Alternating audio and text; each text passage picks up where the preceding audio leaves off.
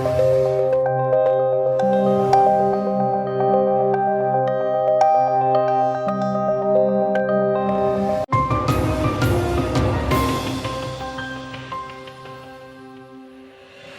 नाम प्रहलाद दामोदर दास मोदी। मैं all India fair price of dealer federation का वाइस प्रेसिडेंट हूँ और एक राशन दुकानदार चल के नाते लोगों की सेवा कर रहा हूँ अहमदाबाद में। मैं विश्व हिंदू महासंघ का इंडिया का प्रेसिडेंट घोषित किया है नेपाल के नरेश ने मुझे। साथ में तेली समाज के सामाजिक काम में भी लगा रहता हूँ। हमारी बहन जी ने जो बताया कि मैं अविरत दिव्यांगों के साथ जुड़ा हुआ रहता हूँ, प्रेम करता हूँ, ये मुझे लगता है कि मेरे लिए अतिशयोक्ति की बात की है उन्होंने। बेशक दिव्यांगों के प्रति मेरी चाहना है, लेकिन मैं दूसरे कामों की व्यस्तता के कारण इतना नज़दीक जुड़ा हुआ नहीं हूँ जो हमारी बहन जी ने बताया। सूरत की ये विकलांगों की संस्था है। पहले मैं सूरत तो बहुत दफ़े आया हूँ, लेकिन मुझे पता नहीं था। एक दफ़े यहाँ के दादा कहो या पिता कहो, कन्हू भाई मुझे दिल्ली में मिल गए। पुराना परिचय ताज़ा हुआ। उसके बाद मैं एक दफ़े यहाँ आया था। आज अनायास से यहाँ से निकल रहा था, अचानक से मुझे याद आ गई कि कन्हू भाई होंगे, आज चलो मिले। तो फिर मैं आ गया।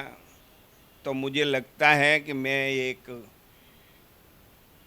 बड़े मंदिर में कुंभ स्नान करने के बाद यदि पुण्य कमाने की जगह है तो विकलांगों की स्थल पर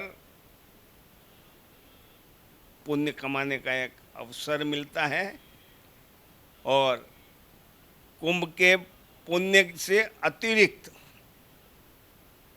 मुझे पुण्य मिलने का एहसास हो रहा है, ऐसा मैं मानता हूँ। आपके इस चैनल के माध्यम से मैं दुनिया भर के दिव्यांगों को दिव्यांग नहीं मानता। आज देश में विदेश में विज्ञान ने और लोगों की सोच ने इतना अग्रसर लोगों को बनाया है कि शरीर का एक अंग वीक हो या न होने पर भी वो अपने को ताकतवर महसूस करता है। ये जो मानसिकता खड़ी हुई है, ये मानसिकता के कारण और देश के पंतप्रधान नरेंद्र भाई मोदी ने दिव्यांगों के लिए जो चिंता की है, उस चिंता के कारण अभी कुछ दिनों पहले ही हमने एक रिजल्ट देखा ओलंपिक दिव्यांगों का, जापान में खेला गया। और उसमें हिंदुस्तान के हमारे डबल ताकतवर, मैं दिव्यांग नहीं बोलता, डबल ताकतवर खिलाड़ियों ने, बहनों ने जो करतब करके दिखाया और देश को 18 पदक दिलाए हैं, तो मैं मानता हूं कि ये दिव्यांग नहीं है। और ये जो वातावरण पैदा हुआ है, देश के पंतप्रधान नरेंद्र मोदी के प्रयासों से हुआ। और देश में ये दिव्यांग भवन जहां मैं आज बैठा हूं, वहां का जो प्रणेता है कन्हू भाई जैसे कई ट्रेलर, ये टेलर नहीं है, ये ट्रेनर है। उन्होंने कई दिव्यांगों को खड़े किए। ऐसे कई कन्हू भाई देश में होंगे और इसी के कारण आज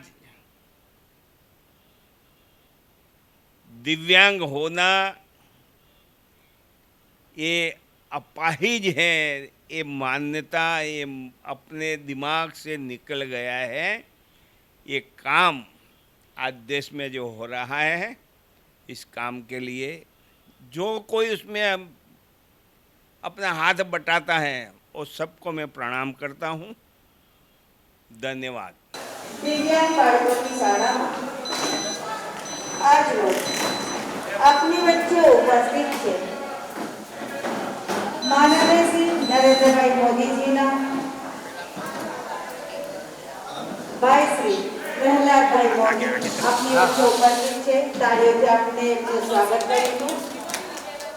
साथ ही उपस्थित है संस्थान प्रमुख श्री पद्मश्री अवॉर्डी डॉक्टर कमलभाई टेलर, संस्थान ट्रस्टी श्री मोहनभाई नायक, संस्थान ट्रस्टी श्री विजय भाई, संस्थान ट्रस्टी श्री रचनाबेन, पीआरओ चिराग भाई, उपस्थित मेहमान से शिक्षक आप सभी આજના કાર્યક્રમમાં હાર્દિક સ્વાગત કરું છું।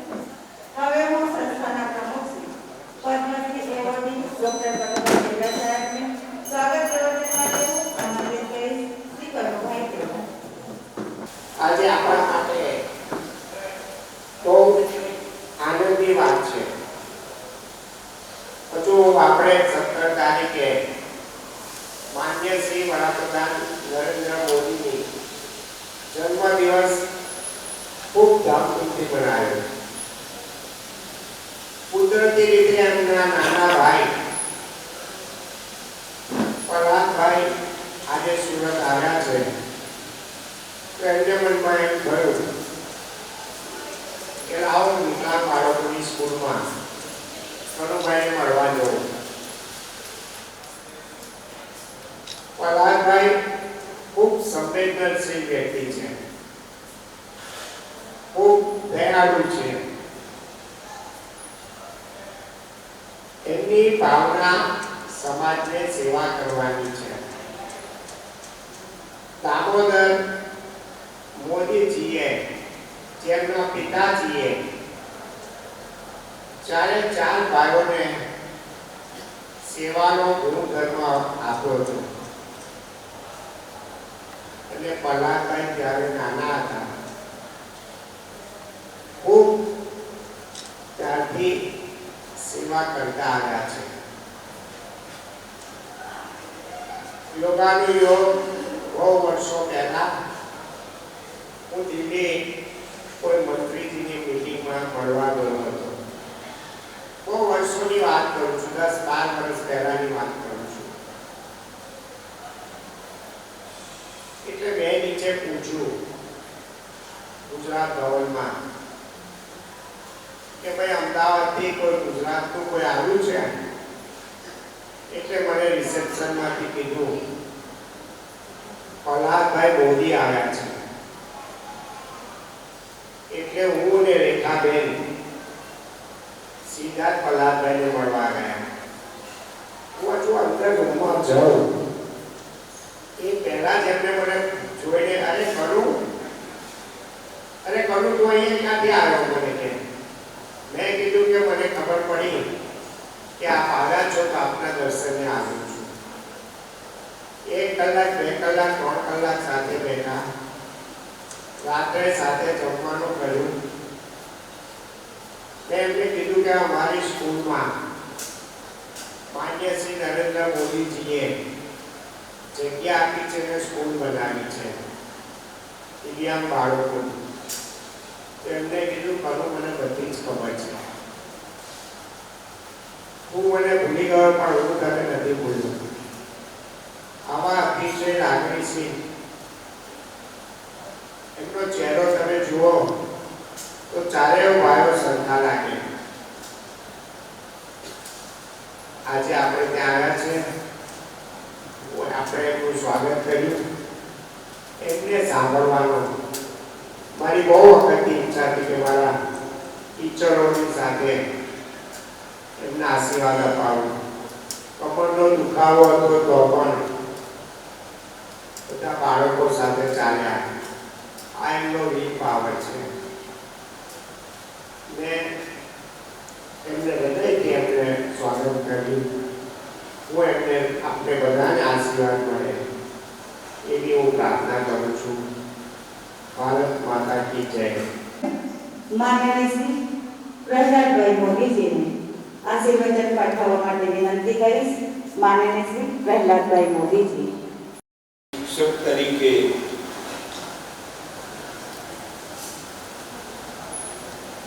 એક દુહો છે, ગુરુ ગોવિંદ દોનું ચડે इसको लागू पाए, बलिहारी गुरु आपकी गोविंद दियो बदलाय. એટલે આ ગુરુવરોને હું પ્રણામ કરું.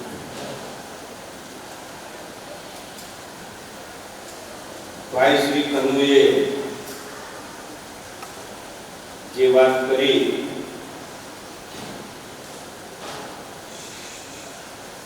એ તો એક અમારા બંનેના સ્નેહની વાત, પરંતુ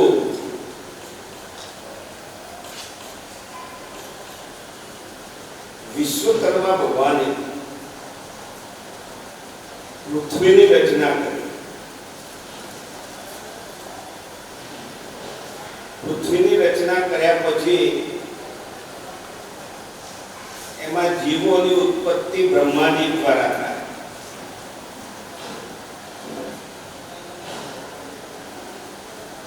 એમાં એક સામાન્ય વસ્તુ છે, સલાડ જ્યારે મૂર્તિ બનાવતો ત્યારે કોઈ જગ્યાએ હથોડીનો ફટકો ભારે પડી જાય તો મૂર્તિની આંગળી ટૂંકી થઈ જાય, અથવા તો એનો પગ દોડો થાય, આવું બધું થાય. બ્રહ્માજીએ જે જીવોની ઉત્પત્તિ કરી એમાં એમના વિચારોની હથોડી જે ઘા થયા અને જે મનુષ્યની ઉત્પત્તિ થઈ એમાં કોઈ જગ્યાએ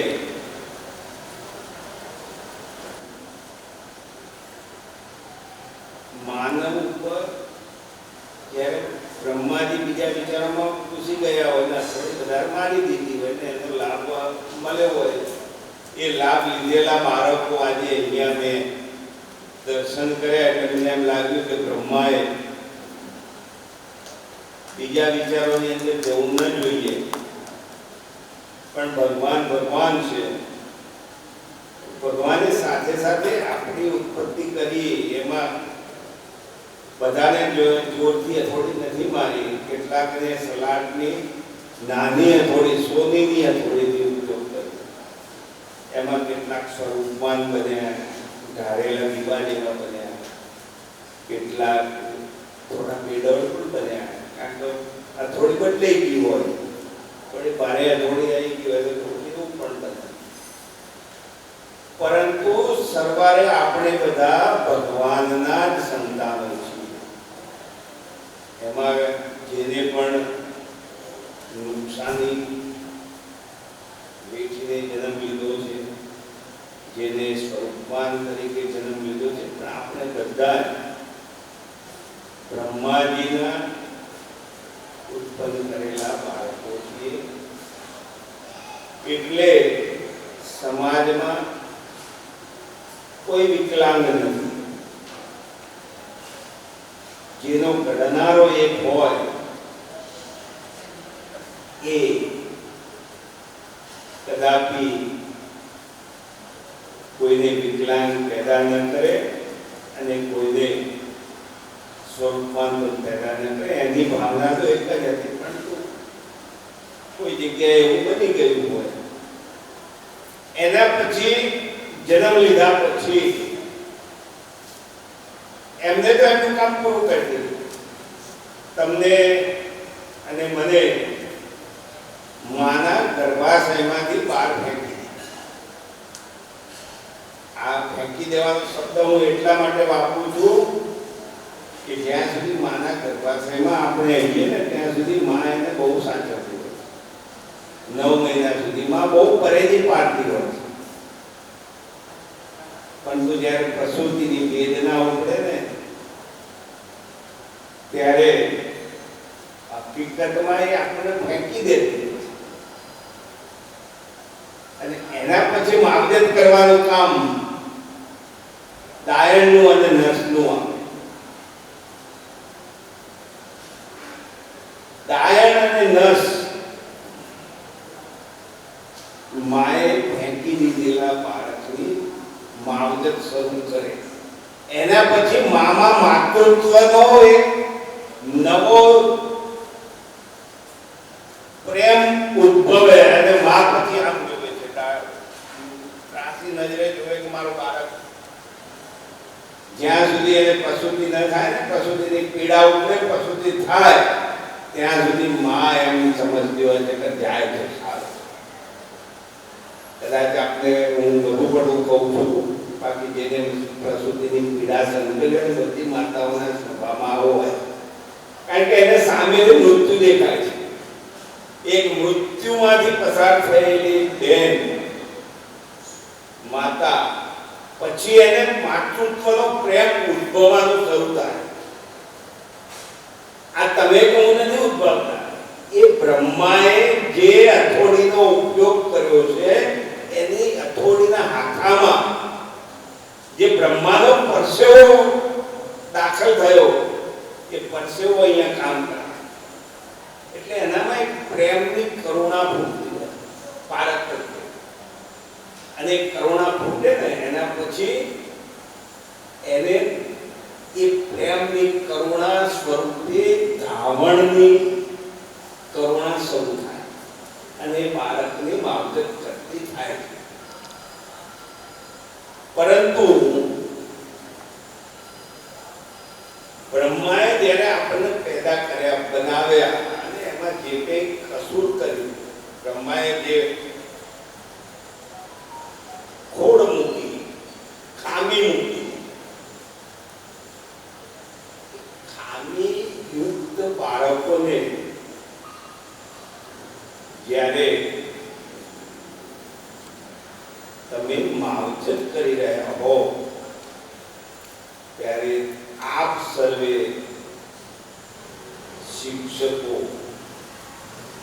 હોસ્પિટલની પથારી ઉપર પડેલા પેશન્ટના માટે જેટલો ડોક્ટર મહત્વનો છે ને એનાથી પણ વધુ મહત્વના છો, અને માટે હું આપના દર્શન કરું છું.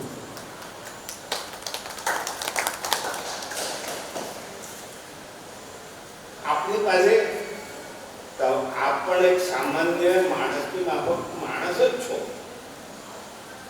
પરંતુ આપનામાં આપ સ્પેશિયલ ટ્રેનિંગ તો લીધી નથી, કોઈ ક્લાસીસ નથી વિકલાંગોને ભણાવવા માટે તમારે આ ટ્રેનિંગ લેવી પડે, એવા કોઈ ક્લાસીસ નથી. કોમ્પ્યુટરના ક્લાસીસ છે, એના ટીચરો હોય એ તમને શીખવાડે. માસ્ટર ડિગ્રી લો, આની કોઈ માસ્ટર ડિગ્રી નહીં, ખરી માસ્ટર ડિગ્રી.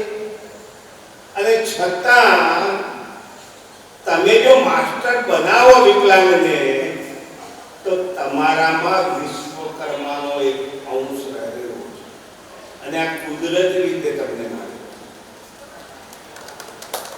માટે તમે વિશ્વકર્માથી કમ નથી, બ્રહ્માથી પણ કમ નથી, અને વિષ્ણુ અને મહાલક્ષ્મીથી પણ કમ. જે શિક્ષક તંદુરસ્ત બાળકને ભણાવતા કંટાળી જાય, ત્રાહીમામ પુકારતા હોય, ત્યારે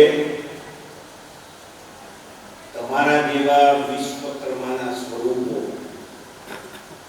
વિકલાંગ બાળકોને, જે બોલે તો પણ ખબર ન પડે. હમણાં ચા આપવા એક ભાઈ આવ્યા હતા, એક કર્મચારી, ખરેખર કનુભાઈને ધન્યવાદ કે અમને એમના કર્મચારી પણ થોડા ઘણા વિકલાંગ છે. એ ચા આપવા આવ્યા હતા પણ બોલી શકતા નહોતા. શું બોલતા હતા ખબર નહોતી. આવા માણસો પાસે કામ લેવું એ કોઈ સામાન્ય બાબત નથી. જાનવર સાથે કામ લેવું ને એ ઘણું સારું. અત્યારે તો ટ્રેનરો કૂતરાને પણ ટ્રેન કરે છે, ગાયને ટ્રેન કરનારા છે, વાઘને ટ્રેન કરનારા છે, બધું તમને કોઈને ટ્રેન નથી. અને છતાં તમે જેને કુદરતે એક અંગ ઓછું આપ્યું, જેને કુદરતે એક શક્તિ ઓછી આપી, એવી વ્યક્તિને